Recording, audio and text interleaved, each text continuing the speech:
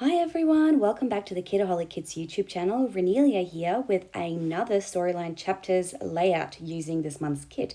I love that blue paper, so I definitely wanted to use it in something, and I decided to just have a single page layout this time around. And I'm starting off by matting my photo on some vellum I should say, and then I'm using this ridiculous punch to punch out some of those shapes, to punch out a nice little border. That was a hard punch to use and I would not recommend using it, so I did not show you all of it because I struggled for a long time.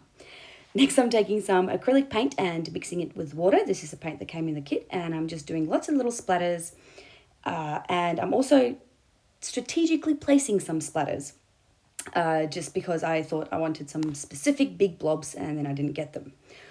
I then tested out to see what it would look like if I just smooched it all onto the paper, because I knew that this section will actually be covered by the photo. So I just wanted to test it out, see if I like it. And honestly, I didn't love how it looked, so instead I'm moving on to this wood veneer piece, and I'm using that same paint to paint on to the wood veneer. I do give it a few layers, but in the end I actually do something totally different with it. I am tearing down this paper from Heidi Swap to create that white border, and then I'm using that to put on the back of my photo to create a bit of interest and dimension. And I'm just sticking that one down. Sorry, it's off screen. I actually forgot that I was filming. And so I'm taking one of the doilies. I am also sticking that one down just in the corner, just to do a little peekaboo out there. Realizing full well that this will cover up a lot of the background that I've splattered, but I'm okay with that. I just like all the layers and the interest that it gives. Now I'm pulling out some of these flower die cuts, which I am going through and making two piles. One pile that I like and one pile that I don't think will necessarily fit with my photo. And I'm starting to just attach them to my photo. I attach them using either glue or double-sided tape, depending on where I'm attaching them. So if it's over that doily, I don't want to use the glue, so I use the double-sided tape, whereas everywhere else I sort of use the double-sided tape. Once I have done making my cluster on that one side, I'm going to do another mini cluster on the other side, and with this one I am going to use pretty much just the glue. I'm trying to use the die cuts that match with the photo's colour, and that's mainly the blues, bit of greens, and a little bit of the pinks. And I'm just looking to see if I like that. And so once I'm happy that it will fit onto that blue piece of paper, I am sticking that down using double-sided tape.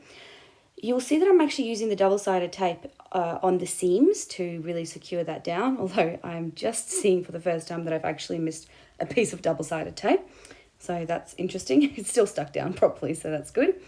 I'm cutting off the edges, and then I'm going to need to stick it onto the page itself. Sometimes I like working in the book itself and doing all the sticking down beforehand.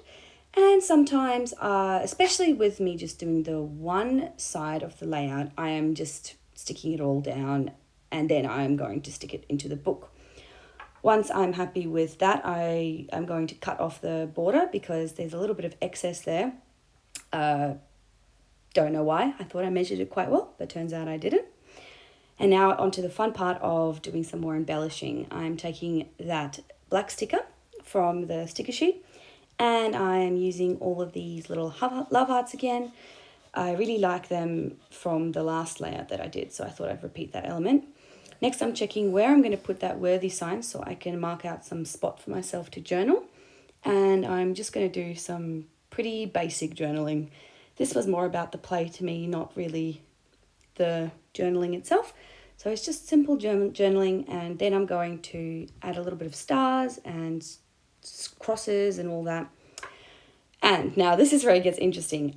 I stick that down, but I didn't add much glue because I didn't like how it looked. I thought the pink was too dark and it just didn't go with the airy nature of what I was really going for.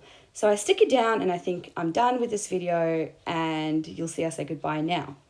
But I decided to change my mind. So I pried that off, and I'm glad that it actually managed to come off, probably because I didn't have much glue on it. It was just sitting on my desk because I wasn't happy with it, thinking I'm going to change it.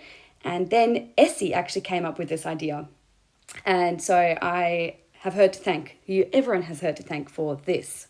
I first added some white ink, then some Distress Oxide, and then I'm going to emboss it. Now, I don't know if you know this, but you can emboss over Distress Oxide, and that's how it turned out. Some of the original color from the wood did pop through, which I actually love. It's got a bit of an interest and something different to it. So it's not just the one solid color.